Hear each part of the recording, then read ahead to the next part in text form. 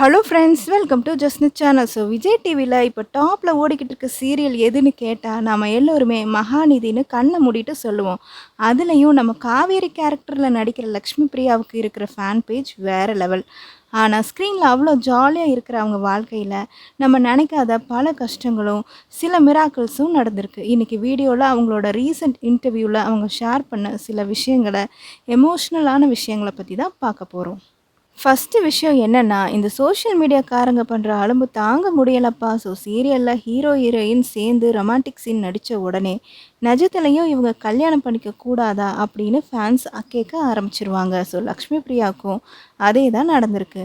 இப்போ புதுசாக இந்த ஏஐ வந்ததுலேருந்து அதை வச்சு நிறைய பண்ணியிருக்காங்க தெரியுமா. லக்ஷ்மி பிரியாவுக்கும் அந்த சீரியல் ஹீரோவுக்கும் கல்யாணம் ஆன மாதிரி, அதுக்கப்புறம் அவங்களுக்கு ட்வின்ஸ் பாப்பா பிறக்கிற மாதிரி, தென் லக்ஷ்மி பிரியா இறந்து போகிற மாதிரி, இதுவரை அந்த மாதிரி எல்லாம் இமேஜ் க்ரியேட் பண்ணி விட்டுறாங்க. இதை அவங்க அம்மா பார்த்துட்டு, ஏண்டி நிஜமாவே இதெல்லாம் நடிச்சிங்களா அப்படின்னு மிரண்டு போய் கேட்டிருக்காங்க.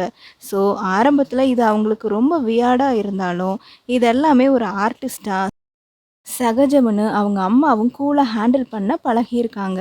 அடுத்ததாக அவங்க ஷேர் பண்ண விஷயம் கண்டிப்பாக நம்மள பல பேரோட லைஃப்பில் கனெக்ட் ஆகும். லக்ஷ்மி பிரியா பார்க்க ரொம்ப ஜாலியாக குழந்தைத்தனமாக இருந்தாலும் அவங்க வாழ்க்கையில் ஏகப்பட்ட நம்பிக்கை துரோகங்கள் பார்த்துருக்காங்களாம். அவங்க சொல்கிற ஒரு பாயிண்ட் என்னென்னா, நாம் காதலிச்சவங்க நமக்கு துரோகம் பண்ணால் கூட இவ்வளோ வலிக்காதான், ஆனால் உயிர் நண்பன்னு கூடவே இருந்துட்டு ஒருத்தன் முதுகுலாம் குத்துறான் பாருங்க, அது ஒரு லைஃப் பிரேக்கப் விட பல மடங்கு பெயின்ஃபுல்லாக இருக்கும் அப்படின்னு சொல்கிறாங்க. அந்த மாதிரி துரோகம் நடந்தப்போ காதெல்லாம் அடைச்சி போய் அழுகையே வராமல் ஒரு நிமிஷம் அப்படியே உறைஞ்சி போயிருக்காங்க. ஆனால் அவங்க குணம் என்ன தெரியுமா, அவ்வளோ துரோகம் பண்ணவங்க கூட இன்றைக்கி ஃபோன் ஹெல்ப்னு கேட்டால் உடனே இறங்கி போய் பண்ணுவாங்களாம். மன்னிக்கலாம் ஆனால் மறக்கக்கூடாது அப்படிங்கிற பாலிசியோடு தான் இப்போ அவங்க ஃபாலோ பண்ணுறாங்க. சரி, அவங்க வாழ்க்கையில் நடந்த அந்த பெரிய மிராக்கிள் என்ன தெரியுமா, மகாநதி சீரியலுக்கு முன்னாடி அவங்களுக்கு ஒரு பெரிய கேப் வந்திருக்குங்க. அப்போ மூவிஸ் சீரியல்னு ஏகப்பட்ட ஆடிஷன் போயிருக்காங்க. வில்லியாக நடிக்கக்கூட ஆடிஷன் போயிருக்காங்களாம். ஆனால் எல்லோரும் ரிஜெக்ட் பண்ணிட்டாங்க. லக்ஷ்மி பிரியாவுக்கு விஜய் டிவியில் எப்படியாவது போயிடணும் அப்படின்னு சொல்லி ஒரு ஆசை இருந்திருக்கு. ஆனால் நடுவில் இருக்கிறவங்களோட அப்ரோச் பிடிக்காம, கடவுள் இருக்கான் நமக்கு வர வேண்டியது கண்டிப்பாக வரும் அப்படின்னு சொல்லி வெயிட் பண்ணியிருக்காங்க. அப்போ தான் அந்த மிராக்கிள் நடந்திருக்கு. ஒரே நேரத்தில் சன் டிவிலையும் ஒரு ப்ராஜெக்ட் ஓகே ஆகுது, விஜய் டிவிலையும் ஓகே ஆகுது. இவங்களுக்கு எதை சூஸ் பண்ணுறது அப்படின்னே தெரியல. அப்போது கடவுள்கிட்ட எனக்கு எது ஃபஸ்ட்டு ஷூட்டிங் கூப்பிடுறாங்களோ அதை பண்ணுறேன் அப்படின்னு சொல்லியிருக்காங்க.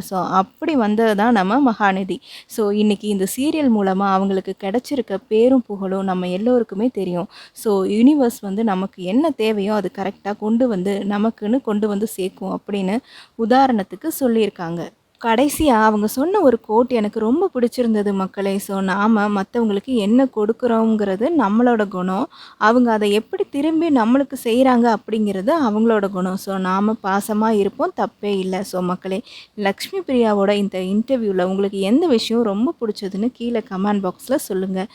இந்த வீடியோ உங்களுக்கு பிடிச்சிருந்தா மறக்காமல் ஒரு லைக் பண்ணி ஷேர் பண்ணிக்கோங்க. நம்ம சேனலை சப்ஸ்கிரைப் பண்ணாதவங்க பண்ணிக்கோங்க. தேங்க்யூ ஃபார் வாட்சிங்.